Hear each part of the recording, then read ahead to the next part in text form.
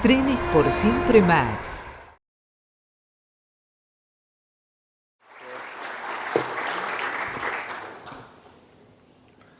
Buenos días, muchísimas gracias a LAF y a Uruguay por la invitación. Es realmente un placer estar aquí con ustedes. Bien, para este seminario elegimos hablar de la seguridad técnica en el modelo de la separación vertical con acceso abierto. Y perdón que para muchos de ustedes sea básico, pero lo primero es que nos quede claro qué es separación vertical, si bien fue explicado ayer, de las diferentes especialidades técnicas y la terminología. El mejor ejemplo para esto es lo que realizó Renfe en el año 2005, como bien nos explicaron ayer. Renfe, uno de los mejores alumnos de la Comunidad Europea, decidió ir de lleno y no hacer una separación contable, sino una separación efectiva en dos empresas distintas. Tuvo que abandonar una única empresa monolítica verticalmente integrada que funcionó durante 64 años, Renfe, y dividirla en dos empresas diferentes. Para que entendamos esto en términos técnicos, ahí tenemos la Renfe previa al año 2005 con los departamentos, gerencias o áreas técnicas que tiene cualquier ferrocarril del mundo. Lo que hicieron en el año 2005 fue separarlo en dos: ADIF, Administrador de Infraestructuras Ferroviarias, y Renfe Operadora. Por favor, no confundir la Renfe Operadora posterior con la Renfe única previa, por más que se llamen igual por una cuestión comercial. ¿Qué es lo que pasó con las especialidades técnicas? ¿Qué pasó a ADIF? Bueno, los departamentos de vía y obra, señalamiento y energía eléctrica, lo que tiene que ver con la infraestructura. ¿Qué pasó fácilmente a Renfe Operadora? El material rodante con los talleres. Lo que fue traumático fue para transporte. Eso hubo que serrucharlo al medio y debe haber traído varios conflictos, inclusive gremiales. En transporte podemos encontrar dos grupos de gente: los encargados de control trenes, señaleros, cambistas, la gente que era de transporte pero estaba asociada a la infraestructura, de la gente que era de transporte pero que pasa a estar arriba de los trenes: conductores, guardas, camareros y boleteros. Después de haber hecho esa separación traumática, una parte fue a parar a ADIF y otra parte fue a parar a Renfe Operadora. Así tenemos un administrador de infraestructura que su función es hacer obras, mantenimiento de la infraestructura y gestionar la circulación, dar las vías libres. Y por encima, circulando en principio uno, después varios, operadores, luego llamados empresas ferroviarias, dedicados al material rodante y el personal de operación. Para muchos de ustedes será obvio esto, pero Argentina, 3 años después, en el 2008, copió esto y hace 16 años que no lo cumplimos. Y tenemos un administrador de infraestructura que en realidad es un gestor de obras, y operadores que por una tergiversación de la legislación y de ir haciendo capa sobre capa, operadores que terminan haciendo mantenimiento y dando vía libre, lo cual se aleja enormemente del modelo de la separación vertical. No sé si alguno lo percibió sutilmente en la presentación de ayer del tren solar, cuando BRT se presenta como operador inscripto en el Registro Nacional de Operadores Ferroviarios, y después nos explica que mantiene la vía. ¿Qué es esto de un operador manteniendo la vía? Es una tergiversación del modelo vertical. Si lo copiamos, es esto el modelo vertical. Yendo al Open Access, que es el modelo complementario que desprende naturalmente de la separación vertical, quiero que identifiquemos los elementos técnicos más críticos. Se pueden identificar estos 8 elementos críticos en general. Los 4 de abajo, en un color más resaltado, tienen que ver más de lleno con la seguridad, pero como habrán visto a lo largo de las presentaciones, asignar la capacidad es un tema dificilísimo. Muy bien la ingeniera de aquí de Uruguay lo explicó ayer. Dudas como si un gran operador viene y dice: quiero todos los surcos, ¿qué se los vamos a dar? ¿Cuántos le vamos a dar a uno y cuántos a otro? Si viene uno nuevo y no hay más, le decimos: para vos no hay. Eso realmente me parece dificilísimo y tiene que estar claramente establecido antes de meternos en el juego del acceso abierto. ¿Cómo se regulan los peajes? ¿Cuánto pensamos cobrar por peaje? ¿Cómo se define y cómo se actualiza? ¿Cómo convivir con los servicios auxiliares que son comunes? Las vías de estacionamiento, las estaciones de servicio. ¿Cómo las comparten? ¿Con qué criterio? Son cosas que tienen que estar definidas de antemano. el control del tráfico con las reglas operativas y el control de aseguración homogéneo para todos. Tanto ayer el representante de la operadora ferroviaria estatal de cargas como ahora Nicolás nos cuentan estos dos mundos donde tenemos RTMS nivel 1 con normas europeas y un reglamento operativo a la europea en el ferrocarril central y el resto con AUE, con el Safe Train Control, que es el sistema copiado por Brasil a los Estados Unidos, esa filosofía norteamericana, con AUE. Cómo hacer convivir esas dos cosas en un único funcionamiento también es complejo. Y yendo más a cuestiones medulares técnicas, que son las que más les quiero hablar, cómo son las condiciones para operar, cómo son los requisitos técnicos para ser operador ferroviario, qué normativa técnica tenemos en cada país para regular la seguridad y el mantenimiento y la operación tanto del material rodante como las infraestructuras, cómo vamos a certificar el cumplimiento de toda esa normativa y cómo vamos a hacer el arbitraje de conflictos, especialmente en caso de accidentes. De eso quiero dos palabras sobre las autorizaciones y certificados de seguridad. Estamos copiando el modelo europeo. Europa, cada país de la Unión Europea tiene una Agencia Nacional de Seguridad Ferroviaria, con diferentes nombres, pero tiene ese rol.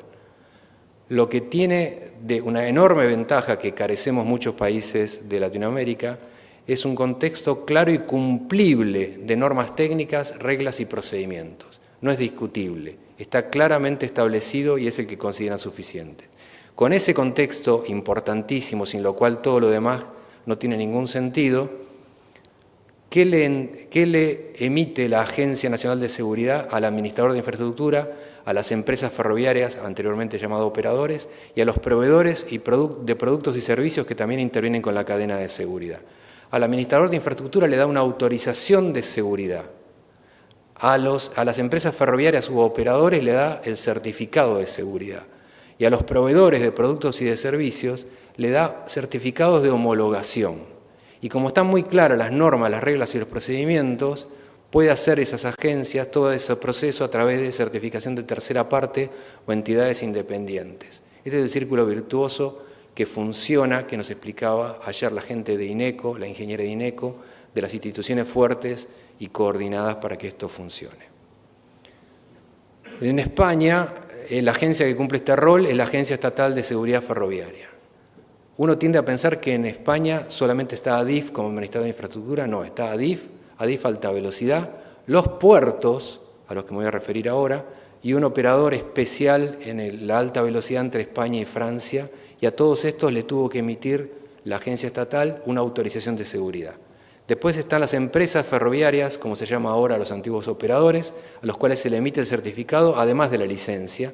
Ahí tenemos Renfe Viajeros, Renfe Mercancías, y para el año 2024 ya 41 empresas.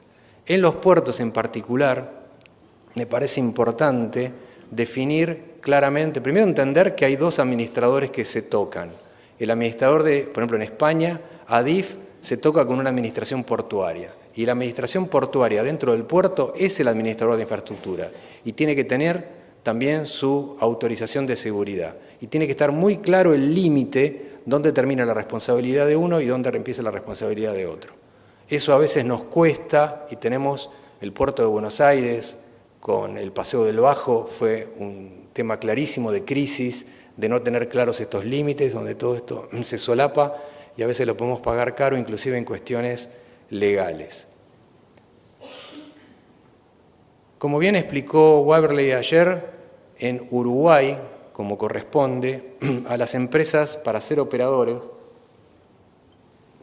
por un lado se le da la licencia de operador. En algunos países a esto lo llaman las condiciones de honorabilidad. Ver que esa persona no tenga juicios con el Estado, que no sea un chanta, por decirlo así, en formas administrativas evidentes, que tiene los seguros, que tiene la espalda para el negocio, pero después viene el certificado de seguridad, como también, la verdad, me encantó la vehemencia con que Waverley le dio la importancia que tiene el certificado de seguridad, porque realmente de estas tres condiciones que están acá es la más importante, y es que esa persona o esa empresa tiene claro los riesgos de la actividad, que sabe gestionar esos riesgos y que los sabe controlar.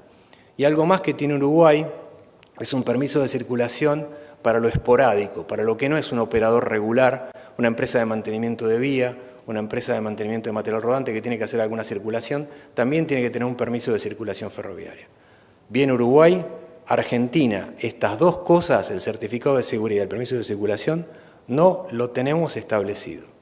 O sea, hemos copiado en el 2008 la separación vertical y en el 2015 el Open Access, y a 11 años después de haber dictado el Open Access solo emitimos licencias de operador y no certificados de seguridad, lo cual debilita el modelo.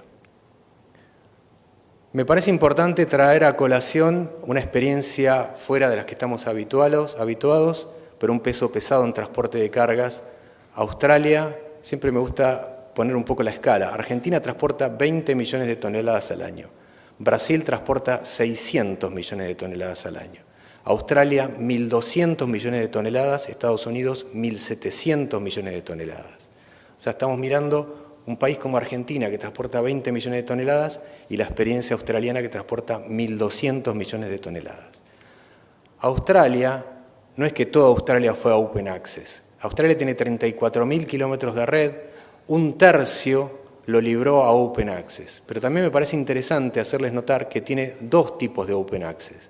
Open Access verticalmente separado, a la europea, por decirlo así, donde el administrador de infraestructura es una empresa del Estado, ARTC, y Open Access verticalmente integrado, que esto lo tiene en un grupo empresario que se llama Aurizon, es un grupo privado que compró acciones al estado de Queensland, esto es en el estado de Queensland, lo regula la Queensland Competition Authority, que es prestigiosa. Ayer también se hizo mucho hincapié en que el regulador tiene que ser fuerte, no grande, sino fuerte y prestigioso para poder dirimir. Tiene 2.750 kilómetros y se le obliga a ofrecer en Open Access lo que le sobra, lo que no utiliza. A cualquier empresa le dicen a vos que te sobra, ¿qué es lo primero que va a decir? Nada, la quiero toda para mí y que no se meta nadie. Bueno, acá lo que hacen es que un tercero independiente audite la capacidad que tiene para su negocio Aurizon y lo obligan a poner en acceso abierto al resto. Pero lo que quiero que noten es que no es obligatorio hacer separación vertical para ir a Open Access. Existe el modelo de separación integración vertical con acceso abierto. Lo otro también que me parece oportuno es, cuando a uno preguntan rápidamente qué es Open Access, se suele decir que uno pueda pasar por arriba de otro pagando un peaje. Les cuento a los argentinos que eso está en la Ley de Ferrocarriles, en el artículo 23, desde 1891. Y no por eso decimos que desde 1891 Argentina tiene Open Access. Esos son derechos de paso. Open Access es obligar a poner a disposición todo lo que hay comercialmente para circular y gestionar y con todas estas premisas que hemos visto. Pero para eso no hay que ir obligatoriamente a la separación vertical. Quizás nos podemos ahorrar un problema si tenemos eso presente. ¿Qué hace el resto de la red, los 2 tercios restantes en Australia? Bueno, gran parte lo tiene en manos de los estados. Queensland, por ejemplo, también lo tiene una parte muy importante y permite circular operadores, pero no es Open Access, son derechos de paso, pero hay muy poco interés, sería parecido a la red ferroviaria secundaria de Argentina. También me parece interesante, tiene una región de Pilbara, BHP, Billington y Río Tinto, donde en ese pedacito mueven 651 millones de toneladas al año, sobre 1.500 toneladas, y es un sistema ferroviario que construyeron para unir minas con puertos. Como bien explicaba Jorge, el ideal, pocos lugares de buscar la carga, pocos lugares de llevar y cintitas transportadoras que van y vienen. Bueno, a eso no lo obligó la justicia a ofrecerlo en Open Access porque lo considera que es parte de un proceso industrial. Es como si fuera una cinta transportadora dentro de lo que es la mina y el puerto. Algo parecido a lo que pasa con Argentina y Río Turbio. Argentina también tiene la mina de carbón, tiene el ferrocarril ferroindustrial de Río Turbio y el puerto Loyola, y es indivisible. Y cuando se privatiza o se vende todo en conjunto. Ahí es un eslabón, quizás nos falta en Argentina y en otros países definir los ferrocarriles ferroindustriales y ver qué rol tienen. ¿Qué hace ARTC, el administrador de infraestructura, donde lo tiene verticalmente separado? Bueno, emite 2 indicadores de performance. Uno de calidad de servicio, la confiabilidad de la red, o sea, los trenes, ellos le dicen saludables o no saludables, los que están en horario o fuera de horario, los tiempos de viaje. algo muy importante que quiero hacer foco, que es el indicador de la calidad de la vía, que lo miden con equipamiento que ahora les voy a mostrar. Y el segundo indicador que ofrecen es eficiencia operacional. ¿Qué costos de mantenimiento de infraestructura expresado en dólares australianos por tren kilómetro y tonelada bruta tienen? ¿Qué costos de control de trenes por tren kilómetro y qué costos operacionales por tren kilómetro? Y todo esto lo hace en un marco de completas y actualizadas normas técnicas y operativas, claras y previsibles regulaciones económicas. Así es como funciona bien y virtuosamente el Open Access, con las cosas bien claras y con autoridades fuertes. ¿Qué hace con la vía? Bueno, para cada parámetro tiene regulado su valor nominal y tiene valoradas las tolerancias. Con equipamientos de este tipo, estas máquinas, no sé esta en particular, pero suelen andar en el orden de los 10 millones de dólares, estas máquinas de auscultación o trenes de auscultación de la vía, se pasa con todos los instrumentos de medición a bordo y se fijan los puntos, ven ahí los defectos de vía, que se pasan de las tolerancias, depende de cuánto, la cantidad y la extensión, y se hace la desviación estándar. Y en función de la desviación estándar es que se califica la vía muy bueno, bueno, regular, malo y muy malo. O sea, lo que se hizo toda la vida en el ferrocarril, pero no a sensación, sino objetivamente medido. Esta es la forma moderna y seria de decir cómo se ofrece una vía. Y Australia va más allá y lo publica cada 3 meses, la condición de vía de cada uno de esos tramos.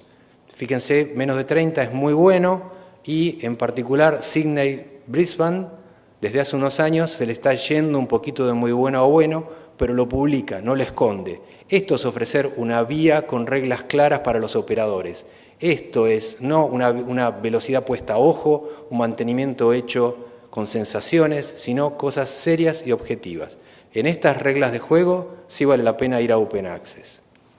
¿Qué más? ¿Cómo hacen la seguridad del material rodante? El administrador de infraestructura define los estándares a cumplir por el material rodante.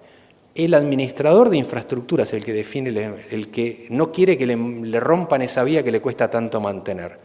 Y también son quienes autorizan al personal que está en los operadores actuando como certificadores.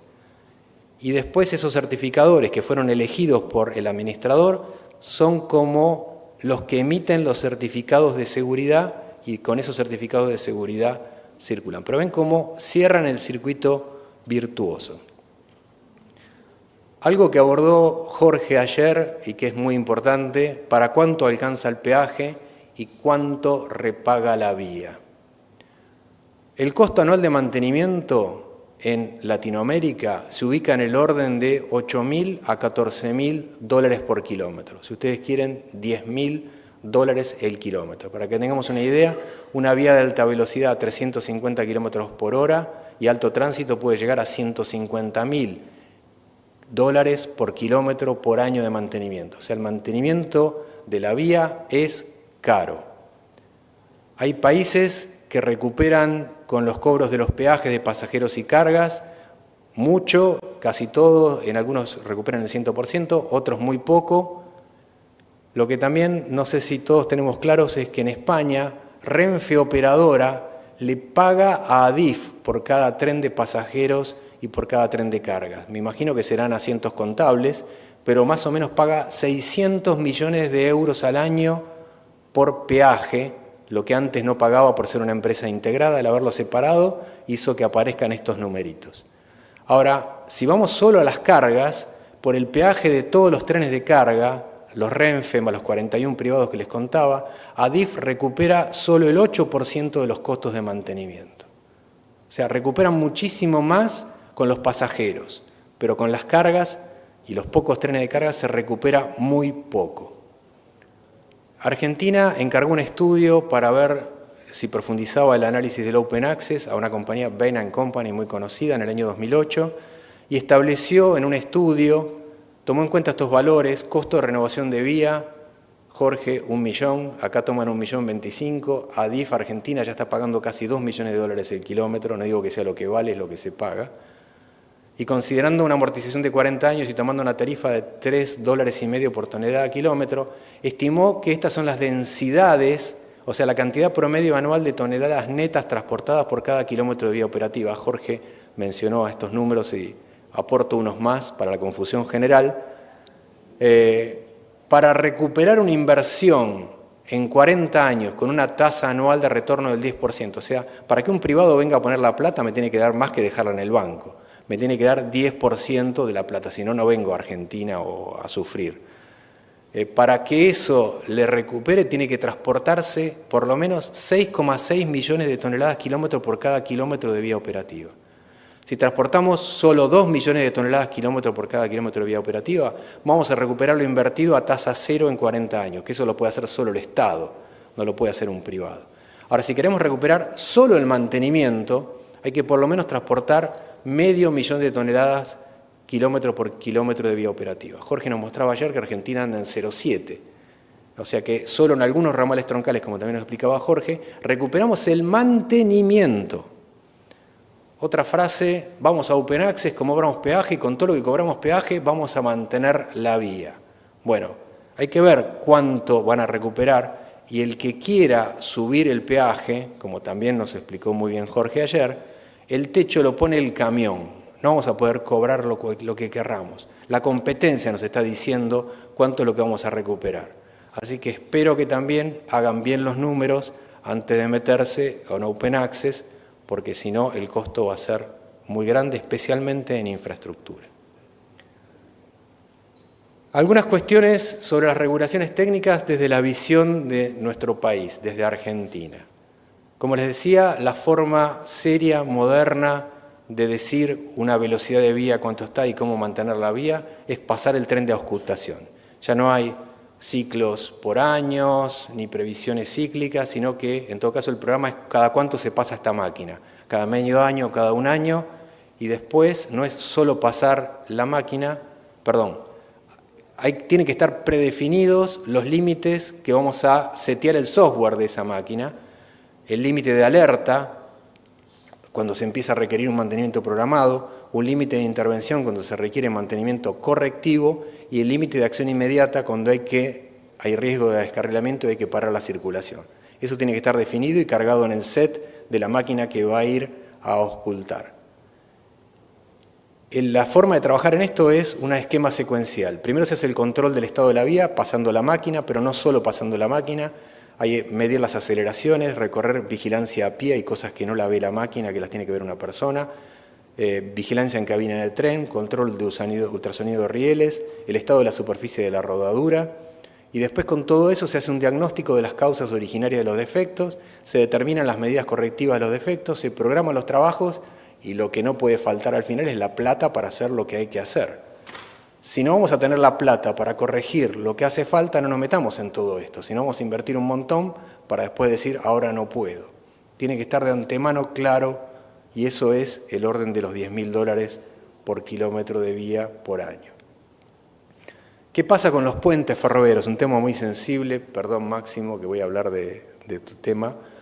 En 28.000 kilómetros de vía, Argentina tiene 2.700 puentes ferroviarios. Puente más opinable la definición, más de 5 metros de luz es puente, menos de 5 metros de luz es alcantarilla. De los que son de más de 5 metros de luz, hay 2.700 puentes. La mayoría metálicos roblonados con remache en caliente, construidos hace más de 100 años, y muchos países consideran 100 años como el límite de vida útil de las estructuras. O hechos sobre estudios hidráulicos con recurrencias a 50 años, pero hechos hace 100 años. Cambió el régimen hídrico, cambió el clima. Hay lugares donde es un hilito de agua donde no se justifica, y peor, el otro caso, es donde ahora nos faltan vanos de ese puente para canalizar todo ese líquido. Hay que rehacer los estudios hidráulicos y no que en las tormentas y en las crecidas se nos lleva todo encima. Para eso es muy saludable ir a un sistema de gestión de mantenimiento de obras de arte que Argentina está empezando a implementar, especialmente en el área metropolitana de Buenos Aires. Obtener y conservar todos los documentos de diseño de cosas de hace 100 años y con todo lo que pasa en nuestros países es dificilísimo. Pero llevar a tener una carpeta digital de cada obra donde se documenten las reparaciones, las modificaciones y las inspecciones. Hay que hacer revisión de las bases asentadas sobre los cauces de agua. Hay muchos puentes de estos construidos hace 100 años que, si bien uno mira mampostería, terminan en pilas hincadas de durmientes de quebracho en el limo. ¿Cómo está eso después de 100 años? ¿Son escarbadientes en el aire? ¿Qué hay ahí abajo? Hacer capacidad portante, que puede darnos un indicador, pero puede llegar a ser tarde, y estimación de vida útil remanente por fatiga en puentes metálicos. Material rodante, 3 cosas que me parecen importantísimas. Para cada tipo de material rodante, para cada parte vital de material rodante y para cada valor, tendríamos que tener bien claro cuál es el límite de baja inmediata. O sea, cuando algo donde vemos ese valor no se mueve, se bajan los pasajeros, se pone una vía tercera y alguien que lo venga a buscar. O otro valor un poco más permisivo, se lo deja llegar hasta el destino y ahí se lo hace intervenir, o cuando es una vigilancia que puede esperar hasta el próximo ciclo. Pero para cada parámetro, cada cosa medible por un técnico, por un inspector, tiene que definir claramente, no tiene que ser opinable. Él tiene que mirar el valor y tiene que saber si lo para, si lo deja llegar a destino o si lo recomienda para que esté en vigilancia. Otra cosa muy importante, los límites de mantenimiento. En países como los nuestros, donde tenemos siempre problemas presupuestarios, ¿cuánto mantenimiento no realizado vamos a admitir? ¿Y bajo qué condiciones y procedimientos? Eso tiene que estar escrito, no tiene que ser una vara que la vamos corriendo todo el tiempo. Y también tenemos que abordar cómo se modifican las tareas de mantenimiento en función de la antigüedad del material rodante. No lo podemos mantener igual con los ciclos del fabricante, algo que tiene 10 años que algo que tiene 60 años. Hay más cosas que hay que hacer y muchas veces no aparecen en los planes de mantenimiento. ¿Y qué vamos a hacer más allá de la vida útil establecida por el fabricante? Algo que tenía 30 años, ahora tiene 70 años. ¿Es infinito? ¿Se puede estirar? ¿De qué manera? Bueno, escribamos, que no nos agarre después de un accidente explicando lo inexplicable ante la justicia. Y por último, la homologación de los talleres de mantenimiento. Tiene que haber un procedimiento, tiene que haber un proceso serio y objetivo de quién puede hacer qué. No son establecimientos universales que pueden hacer cualquier cosa, a qué se dedica, quién lo habilita, cuándo caduca su habilitación, y ni que hablar, con todo cariño, de las cooperativas, con mucho amor, pero quizás con pocos recursos, y estamos por ahí haciendo intervenciones de seguridad muy importantes. Señalamiento, bueno, es realmente complejo, pero no tenemos mucha cultura, particularmente en Argentina, en hacer pruebas secuenciales. Se construyó un cabina hace 100 años, se construyó algo hace 50 años, se prueba regularmente que las rutas que se tienen que hacer se hagan y las que no se tienen que hacer no vengan los antagonismos, las coberturas por flanco. Eso hay que hacerlo periódicamente, hay que avalarlo, hay que documentarlo y no que después de un accidente, falló esto, que le metieron la mano hace no sé cuánto y no sé qué se modificó. Tareas de vigilancia de los desgastes mecánicos, especialmente de los relevadores vitales, seccionamientos de barreras y seccionamientos de cambios, lo que tiene movimiento periódico. Los relevadores vitales es sano que se los ponga en bancos de prueba. Nosotros tenemos muy poquitos y no lo hacemos. En Estados Unidos es obligación cada 5 años sacar ese relé y ponerlo en un banco de prueba y ver si tiene los desgastes que tiene que tener y si no se lo recambia. Nosotros ese mismo relé lo tenemos hace 30 años en Argentina y no lo vemos. Después si falla, ¿fue un hecho de Dios o algo que no lo previmos? En el software, está excelente meterse en toda la electrónica. Soy ingeniero en electrónica, me encanta la electrónica, pero hay que tener la billetera a la altura de la electrónica. Con el relé uno se la puede rebuscar, pero con lo electrónico, si no tenés los $20.000 para cambiar la plaqueta o actualizar la versión del software, se para el sistema. Y la obsolescencia tecnológica es muy corta, está en el orden de los 15 años, así que hay que estar con la billetera ágil y la predisposición de nuestros funcionarios a entender lo que hace falta cuando algo de lo electrónico moderno falla. Si no, no nos metamos en lo electrónico. Otra vez, todas estas cosas hay que meterse si uno está preparado y tiene la espalda económica. Y algo que se mencionó, Argentina, por ejemplo, solo habilita en nombre del Estado los conductores de trenes, como si fuera el único que va a producir un accidente.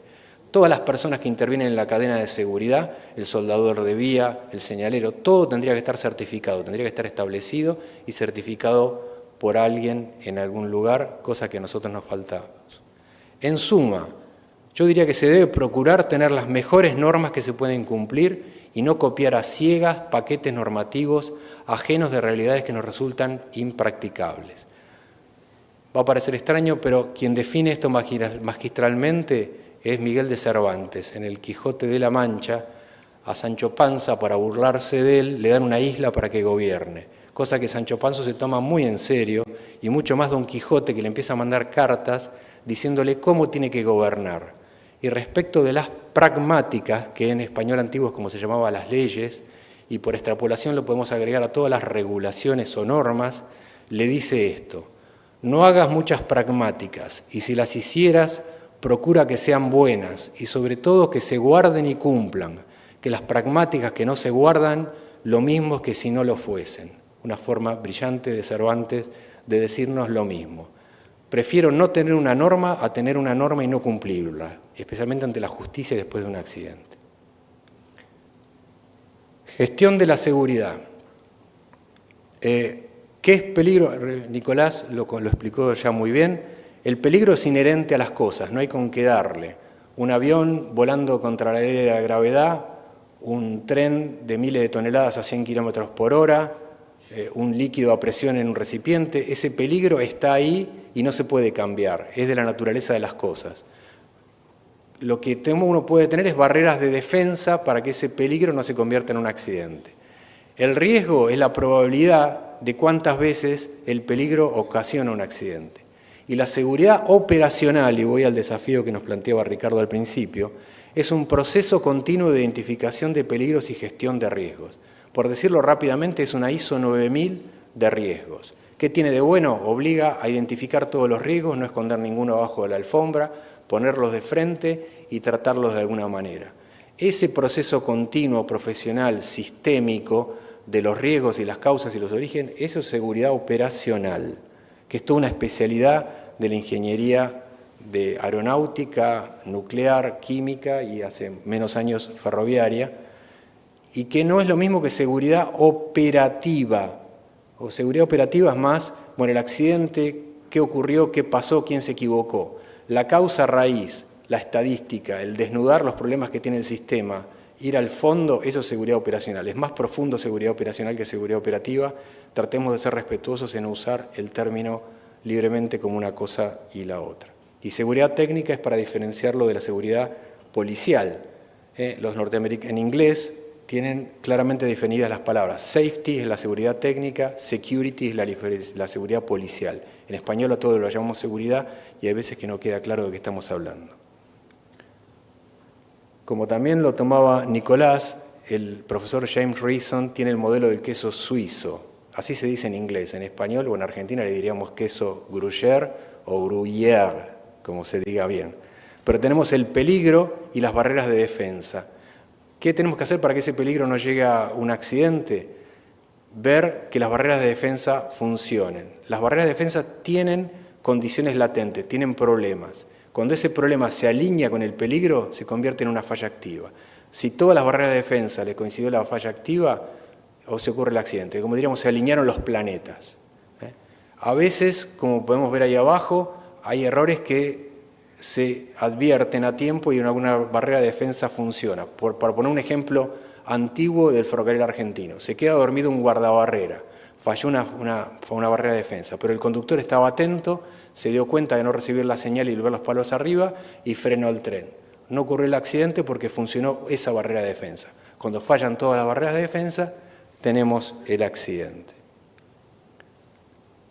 La normativa esta nos lleva a... Bueno, tenemos que tener en claro que el riesgo cero o la seguridad total son extremos inalcanzables. Por lo tanto, siempre vamos a tener que convivir con un grado de riesgo o un grado de inseguridad. Eso es inevitable. La norma, también lo comentaba muy bien Nicolás, de la normativa europea, la 50-126, trata de los RAMs. RAMs es el acrónimo de las palabras en inglés que son confiabilidad, disponibilidad, mantenibilidad y seguridad. Y cuando define seguridad, seguridad técnica, lo define de una forma muy interesante que al principio es chocante. Dice, seguridad es la ausencia de riesgo inaceptable de daño. O sea, no es que no vas a tener riesgos, sino que tenés que tener todos riesgos aceptables. No tiene que haber ninguno de los que no estás dispuesto a aceptar. O sea, los identificamos, no escondemos nada, lo vemos, decimos, a vos te voy a aceptar, a vos no te voy a aceptar. De los que decidí no aceptar, no tiene que haber ninguno y entonces eso va a ser seguro. El secreto entonces es cómo se evalúa y se acepta ese riesgo. Eso tiene que ver con dos ejes importantes, la probabilidad de ocurrencia y la consecuencia. Se arman matrices de este tipo, donde ahí vemos la probabilidad en las columnas y en las filas la severidad, y nos obliga a definir, dependiendo de lo catastrófico que pueda ocurrir y su probabilidad, la norma nos va guiando, si vamos a terminar diciendo que el riesgo es no deseable, tolerable, insignificante, lo que no tiene que haber es de los intolerables. Eso es lo que no tiene que haber para que algo sea seguro. Podremos llegar a tener riesgos no deseables, pero si es intolerable tendríamos que parar el ferrocarril o no tendríamos que circular. Ahora, ¿cómo se evalúa esto? La norma da 3 ejemplos, un criterio británico, un criterio francés y un criterio alemán. El criterio británico se llama ALARP, que es tan bajo el riesgo como razonablemente posible, y lo razonable es económico. Cuando es económicamente razonable tener un riesgo o no, la cuestión económica, que la plasman muy bien los ingleses y los norteamericanos. El criterio francés se llama GAMAP, que tiene que ver que las cosas nuevas sean tan seguras como las previas, y el sistema alemán, como no podía ser de otra manera, es pura matemática, es la mortalidad endógena mínima, y trata de que el nuevo sistema de transporte o el nuevo producto produzca 10 veces menos accidentes que lo que se muere normalmente en la sociedad en el rango etario mínimo, estadísticas y un montón de análisis. Pero bueno, más allá de que le pongamos documentos y evaluaciones, también tiene que ver con lo cultural el riesgo que va a aceptar un país.